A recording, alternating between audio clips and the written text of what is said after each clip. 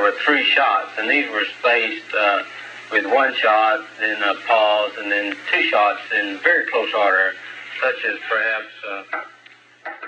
The second 2 shots were immediate. It was almost as if one were an echo of the other. They came so quickly. The sound of one did not cease until the second shot. With the second and third shots, I did see the president being hit. I literally saw his head explode.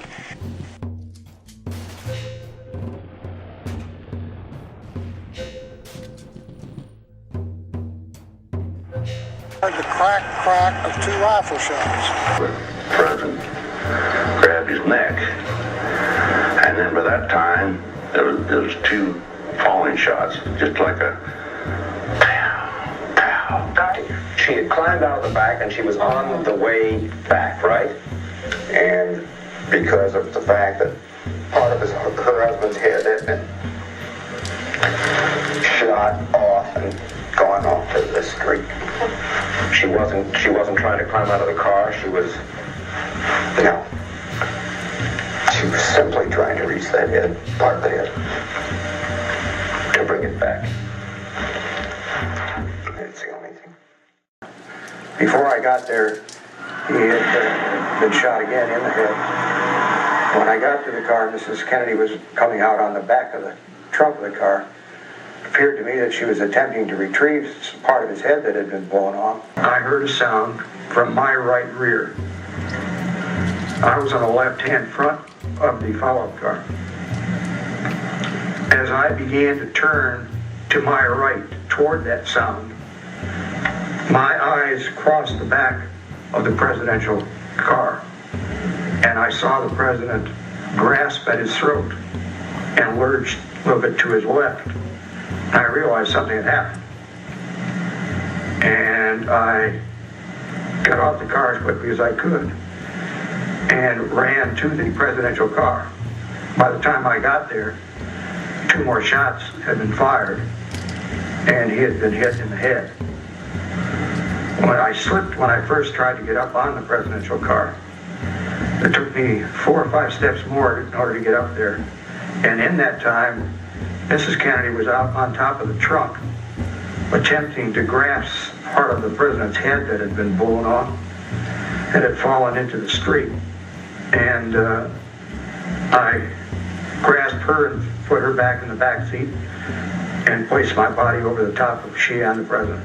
By the direction of the blood and brain from the president from one of the shots, it would just seem that it would have to be fired from the front rather than behind. Had repercussions when Congress passed the JFK Records Act in 1992 that created a 5 civilian member board entrusted with the responsibility to review and declassify documents that were held by the CIA, the Secret Service, the Office of Naval Intelligence, and so forth.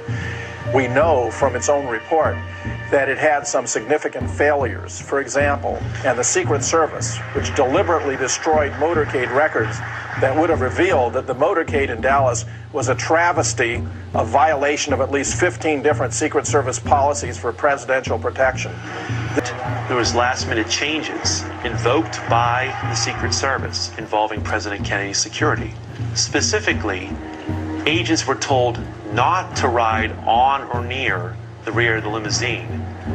Now, these orders were funneled from the Assistant Special Agent in charge of the White House detail, who was the planner of the Texas trip, Floyd Boring, to one of his assistants, a shift leader by the name of Emory Roberts, who was in charge of the follow-up car.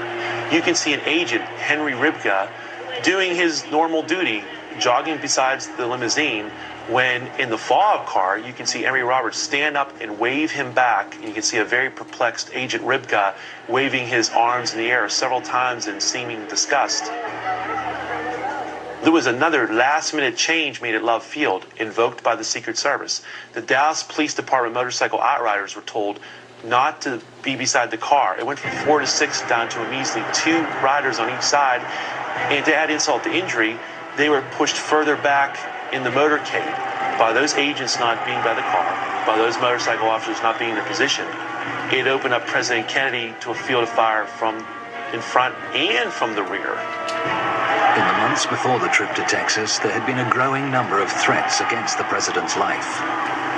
Despite the increase in conspiratorial activity in the month of November 1963, in the apparent red alert the Secret Service appears to be under in response to this activity, the agency acts in the opposite fashion and actually reduces the security and acts like no threats on the president's life are occurring.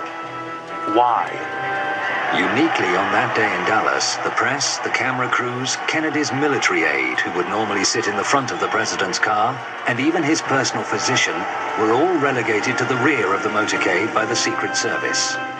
In a conventional motorcade, the president would be somewhere in the middle, surrounded by security and the press. In this case, the presidential limousine was set right out in front of every other limousine, which of course is the reason why the Secret Service destroyed the records of its own motorcades when they were asked for them by the Assassination Records Review Board. The most suspicious behavior by shift leader Emery Roberts was to be at the time of the shooting in Dealey Plaza.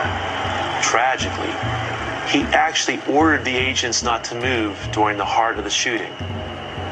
Agent Sam Kinney, who drove the follow-up car, admitted as much to me and told me, quote, exactly right, end quote.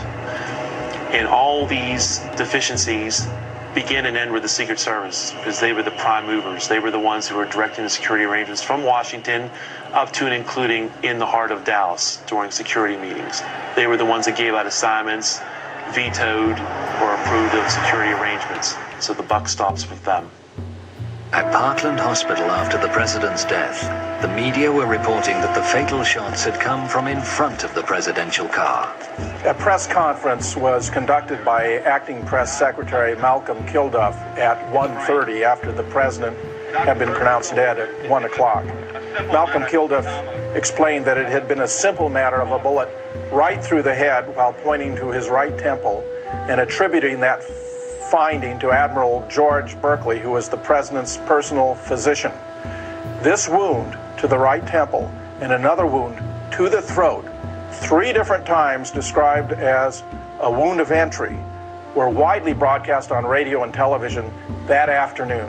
They were quickly suppressed because, of course, they contradicted the official government account, which was that 3 shots had been fired, all of them from above and behind. Connie Kritzberg was a reporter for the Dallas Times-Herald. President Kennedy, we are told, was shot in the right temple. And according to Dr. George Berkeley, the White House medical officer, the White House physician, it was a simple matter of a bullet right through the head. Gunshot apparently from behind us hit the president in the side of the temple. Would it have been possible for him to have been struck by a bullet in the right temple? I talked to Dr. Kim Clark, who was head of neurosurgery at Parkland Hospital, and Dr. Malcolm Perry. So I asked, how many wounds were there in the president? And I was told Dr. Kim Clark said there was a gaping wound in the back of the head. And Dr. Perry said, the wound I was working on was an entrance wound in the neck. And I asked him where it was located. I asked him, was it below the Adam's apple? And he said, yes, it was in the midline, in the front of the neck, below the Adam's apple. And he said 3 times that it was an entrance wound from the front. And so I wrote a very simple story, only about 12 inches long as we measured stories, and turned it in. The next morning, Connie found the story she filed had changed. I found in the story, in about the 3rd paragraph, there had been a very unprofessional sentence inserted. It said, a doctor admitted there was possibly 1 wound. So I was very upset. I called the city desk and I talked to one of who changed my story, who put in that sentence. And he immediately knew what I was talking about. He said, the FBI.